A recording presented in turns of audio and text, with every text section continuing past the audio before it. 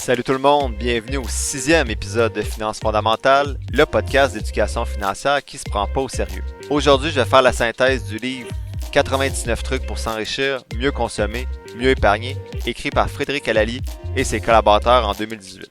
Bon podcast! Salut, j'espère que vous êtes en forme. Avant de commencer l'épisode d'aujourd'hui, je veux répondre à une question qui a été posée sur la page Facebook de Finances fondamentales par Maxime alias Maximus sur l'allocation d'actifs. Donc, sa question était la suivante. Il me demandait, c'est quoi ta pensée sur le ratio d'actions-obligations selon l'âge? Plus tu vieillis, plus tu devrais changer vers les obligations? Exemple, j'ai 30 ans. Est-ce que je devrais avoir 30% d'obligations et 70% d'actions? Ce que j'ai répondu en gros à Maxime sur la page puis que je vous résume ici, c'est que moi personnellement, je suis 100% en action à 30 ans. Pourquoi? C'est parce que j'ai plusieurs années devant moi pour rattraper les années de volatilité de la bourse. Mais je place de l'argent que j'ai pas besoin nécessairement tout de suite. Avant de continuer ma réponse à la question, juste vous dire qu'il a fallu que je recommence 6 fois la dernière phrase avec le mot volatilité parce que j'étais pas capable de le prononcer. Donc vive le montage. Sinon, ça dépend du profil bien sûr de la personne. Mais logiquement, moi, ce que je suggère, et c'est pas une recommandation, là, mais c'est que tout le monde devrait être 100% action jusqu'à au moins 50 ans. Après, bien sûr, personnellement, rendu à 50 ans, je vais regarder dans quel contexte je suis, puis je vais rebalancer selon mes besoins. Parce que bon, à partir de 50 ans, il reste moins de temps avant la retraite. Donc, c'est sûr que là, les fluctuations, la volatilité de la bourse, volatilité, bravo, il peut en avoir, puis là, c'est plate rendu à 65 ans quand tu veux retirer ton argent, puis que la bourse est dans un creux, puis tu as perdu 30% de ton portefeuille. Par contre, toutes les statistiques montrent que sur 10 ans, les actions vont toujours battre tous les autres types de placements, même l'immobilier. Dans toutes les tranches de 10 ans, ça a toujours été le cas. Il y a eu 2 tranches de 10 ans dans l'histoire de la bourse, de mémoire, où il n'y a pas eu de rendement. Et peut-être qu'on tombe dans une phase comme ça présentement, où que pendant 10 ans, on n'aura pas de rendement. Mais après ces phases-là, de toute façon, il y a toujours un boom boursier. Donc, idéalement, pour moi, ce que je fais personnellement, c'est que je suis 100% en action. Si tu es capable de dormir sur tes 2 oreilles, bien sûr, en ayant un horizon de placement, je dirais d'au moins 10 ans, idéalement peut-être 15 ans, je dirais 100% action, mais je le rappelle, c'est pas une recommandation. Donc, merci Maxime pour ta question. Maintenant, pour la synthèse du livre 99 trucs pour s'enrichir, mieux consommer, mieux épargner, écrit par Frédéric Alali.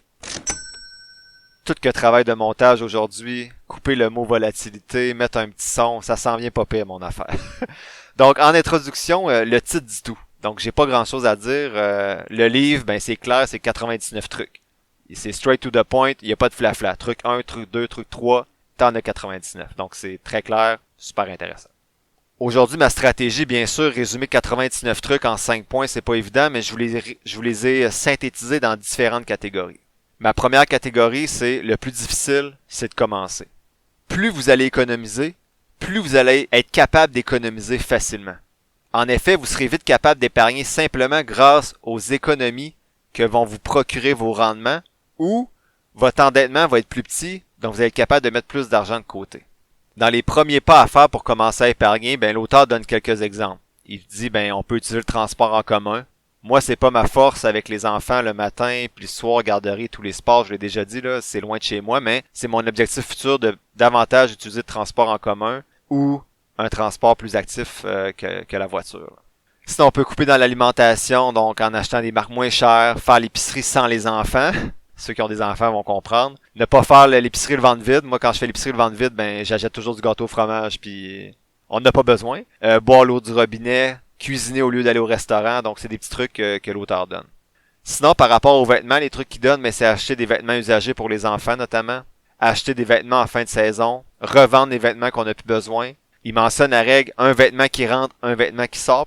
Sinon, pour les loisirs, les sports, les études, il dit, c'est possible de lire sans se ruiner en allant à la bibliothèque. On n'est pas obligé d'acheter tous les livres qu'on veut lire. Sinon, il y a des sites d'échange de livres, ne pas acheter de loterie, faire attention aux services de télécommunication, puis Internet, puis cellulaire, nos forfaits, faire des choix logiques dans les sports. Moi, ce point-là, je suis un peu coupable, là. Je me restreins pas souvent pour les sports, mais j'achète pas du luxe non plus, ou juste pour bien paraître avec les nouveaux patins de l'année, là.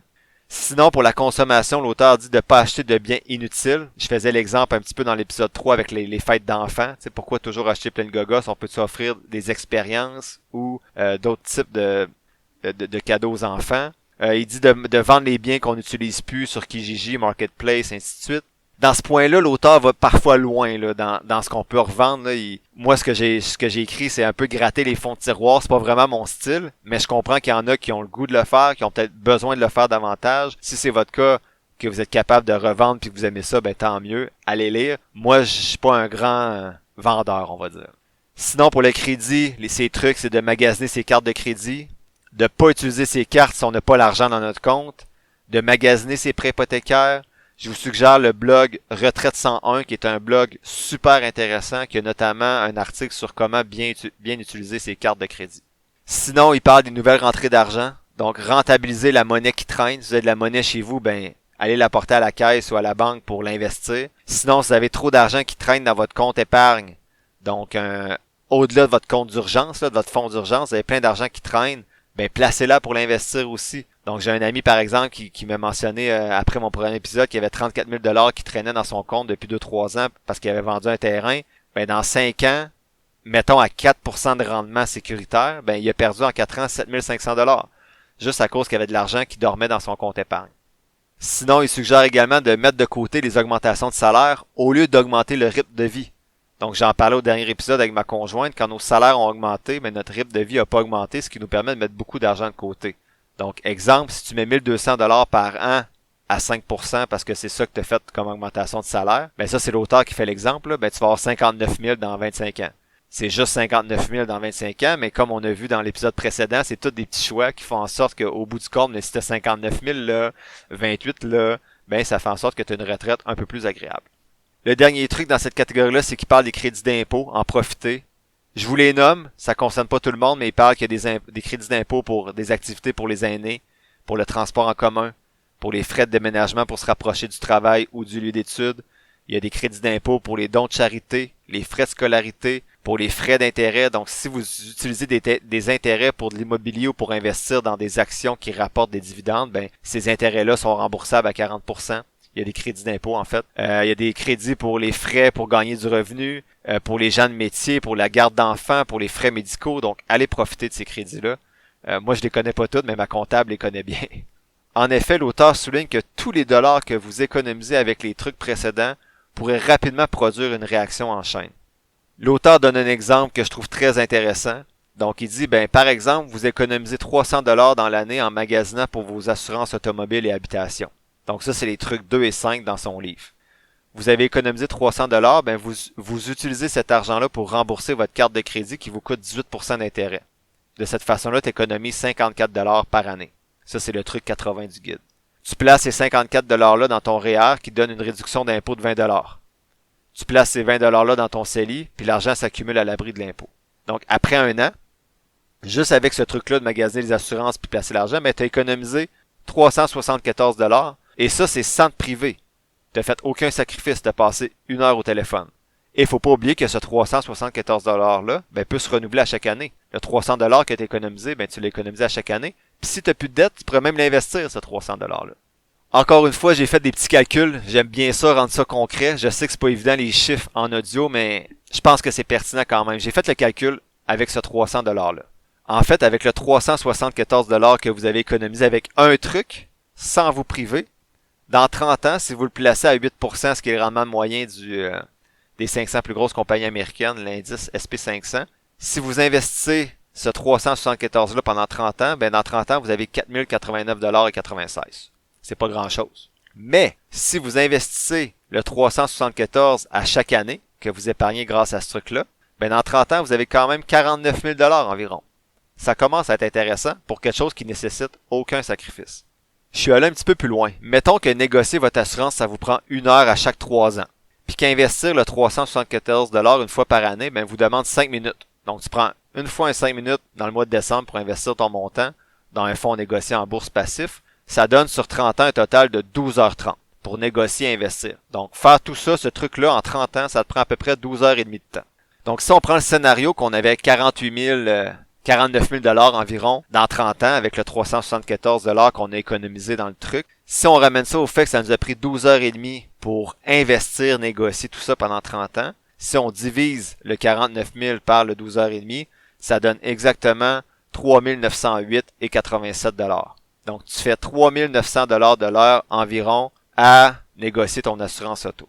Est-ce que ça vous semble un salaire raisonnable? Moi, oui. J'aimerais bien gagner 3900$. Et ça, c'est juste pour un petit changement. Imaginez si vous améliorez en même temps d'autres habitudes financières à travers ça. Et trop souvent, les gens disent que ça prend beaucoup de temps de s'occuper de ses finances, alors qu'ils vont aller travailler 40 heures semaine, mettons, à 50$ de l'heure, mais ils veulent pas investir 1 heure par mois pour un budget ou pour investir leur argent. Pourtant, qu'est-ce qui est mieux entre 50$ de l'heure ou 3900$ de l'heure sur 30 ans? Je pense que la question est facile à répondre. Faut pas oublier, comme on disait tantôt, qu'économiser, c'est comme faire du sport. Lorsque tu pratiques une activité physique pour la première fois, c'est tough, c'est difficile, mais avec le temps, tu deviens plus habile, plus en forme, et tu y prends goût. Le même principe s'applique à l'épargne. Donc, voyez ça comme un nouveau sport. Tes finances vont juste s'en porter mieux à long terme. Attention, vous pourrez même aimer ça et devenir passionné, comme ça a été mon cas. Le livre offre aussi beaucoup de liens vers des ressources en ligne pour faire les budgets, vers d'autres trucs, et pour faire des suivis des dépenses. Donc, je vous suggère la lecture de ce livre-là si vous voulez avoir davantage de ressources. La deuxième catégorie, c'est les trucs faciles pour s'enrichir. J'y vais vraiment en rafale. Les trucs faciles, c'est magasiner ses assurances. L'auteur dit que tu peux épargner facilement entre 100 et 537$ par année pour tes assurances. Il parle des garanties prolongées, donc évalue ton besoin réel de garantie légale sur ton produit parce qu'au Québec, tu es naturellement protégé pour tes produits que tu achètes. Il dit de profiter des soldes.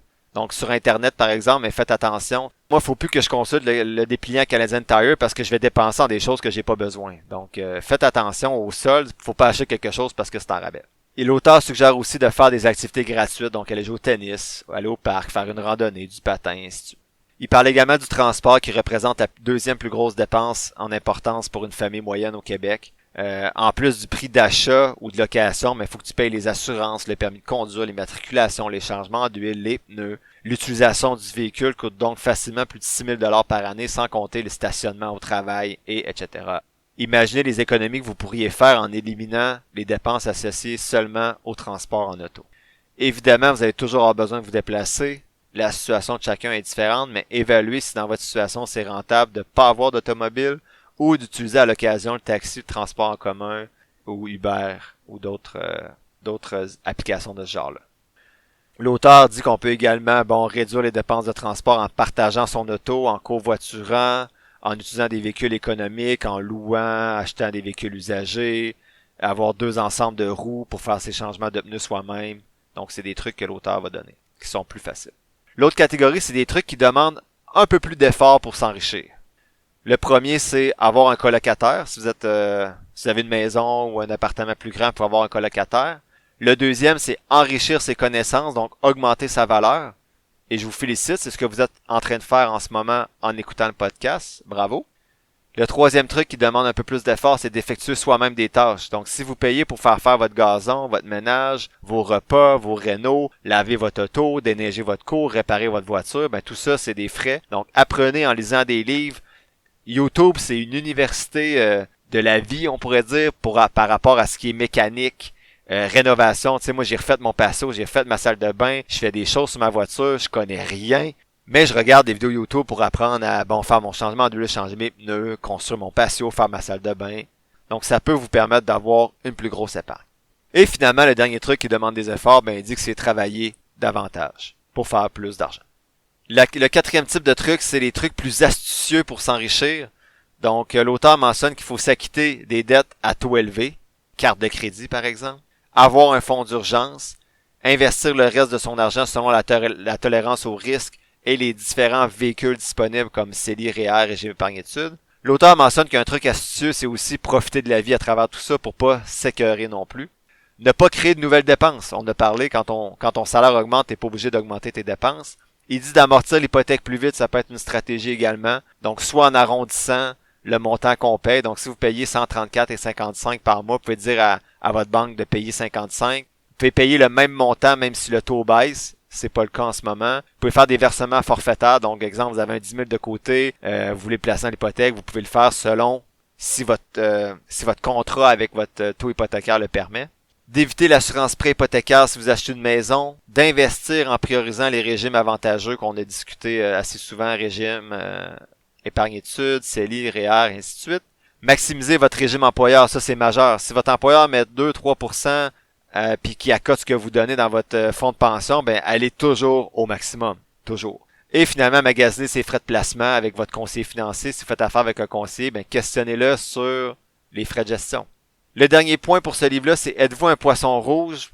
Hein? Qu'est-ce que ça veut dire? Donc, l'auteur utilise l'exemple du poisson rouge qui va manger jusqu'à s'en rendre malade. Donc, êtes-vous du style à manger tant qu'il reste de la nourriture dans votre assiette, à dépenser tant qu'il y a de l'argent dans vos poches, ou à acheter tout ce que vous voyez ou que vous désirez? Si c'est le cas, ben malheureusement, vous souffrez du syndrome de ce que l'auteur appelle le syndrome du poisson rouge. Donc, vous allez être plus propice à dépenser que d'autres personnes comme moi peut-être qui ont un profil moins dépensé. Donc, il va falloir d'abord apprendre à vous contrôler si vous voulez être en mesure d'épargner un jour. Attention par contre à ne pas devenir un poisson rouge de l'épargne ou de l'investissement. Ce que je veux dire, c'est que ça peut devenir une passion un jour pour vous. Il faut pas passer non plus 40 heures par semaine à analyser des compagnies. Même si c'est moins dommageable parce qu'au moins votre patrimoine financier va bien s'emporter, mais il faut faire attention non plus parce que ce 40 heures par semaine-là que vous allez mettre, il faut que vous compreniez que vous n'êtes pas payé non plus directement pour le faire. Donc faites toujours des choix sains et logiques selon vos objectifs financiers, mais également vos objectifs familiales, sociaux, professionnels, et ainsi de suite. En conclusion, ça rejoint davantage le livre « En as-tu vraiment besoin » de Pierre-Yves McSween pour savoir, en fait, avoir des trucs pour épargner. C'est intéressant pour ceux qui ont de la difficulté à épargner, un peu moins si vous êtes déjà bon là-dedans. Il y a plusieurs trucs quand même qui sont intéressants ou qui remettent en question certaines habitudes financières. Donc dans mon cas, j'avais encore ma carte de crédit étudiante par exemple. Donc là, ça me permet de réfléchir à y a-t-il des cartes qui peuvent être plus pertinentes pour moi à ce moment-ci de ma vie. Le ton est moins moralisateur que celui de Pierre-Yves McSween, même s'il y a certains trucs pour moi qui sont très poussés, mais ça dépend de chaque personne. Le livre se lit bien, comme j'avais mentionné, je l'ai lu en 2 heures, donc à vous de voir où vous en êtes dans votre cheminement financier, si ça peut être un livre qui est intéressant pour vous ou non. L'épisode tire à sa fin. Je vous remercie d'avoir écouté ce 6e épisode de Finances fondamentales. En résumé, le plus difficile, c'est de commencer à épargner. Donc, lancez-vous en commençant à épargner 1% de plus, comme je disais la dernière fois, 1% de plus par mois, et vous allez voir, vous allez un jour y prendre goût. Deuxième truc, appliquez les trucs faciles, comme négocier ses assurances. Appliquez également les trucs qui demandent des efforts, comme vous éduquer. Bravo. C'est facile en plus quand on écoute une voix mélodieuse comme la mienne. Ensuite, appliquez des trucs astucieux, comme ne pas vous créer de nouvelles dépenses quand votre salaire augmente. Dans le prochain épisode, je vais faire la synthèse du livre « Père riche, Père pauvre » de Robert Kiyosaki. Un livre tout simplement incroyable. Il s'agit d'un épisode, selon moi, à ne pas manquer. Ceux qui sont intéressés, je vais partager cette semaine sur la page Facebook de Finances fondamentales un tableau synthèse de 3 compagnies analysées en bourse avec mon outil, soit Medifast, MED, Monster Beverage, MNST et Mesabi Trust, MSB. Encore une fois, si vous avez apprécié l'épisode d'aujourd'hui, je vous invite à vous abonner au podcast et à la page Facebook de Finances fondamentales et à me laisser un avis positif. Vous pouvez également partager l'épisode avec des gens de votre entourage qui pourraient être intéressés. Enfin, vous pouvez m'écrire à financefondamentales@commercialgmail.com ou sur la page Facebook de Finances fondamentales pour poser vos questions ou me faire vos demandes spéciales pour les futurs épisodes. N'oubliez pas que je suis pas un expert ou un gourou de la finance, juste un gars qui trippe un peu trop là-dessus et qui partage ce qu'il apprend avec vous. Prenez pas ce que je dis pour du cash, développez votre propre littératie financière comme vous êtes en train de le faire en ce moment. Sur ce, merci encore pour votre écoute et on se dit à la semaine prochaine pour le 7e épisode de Finances fondamentales.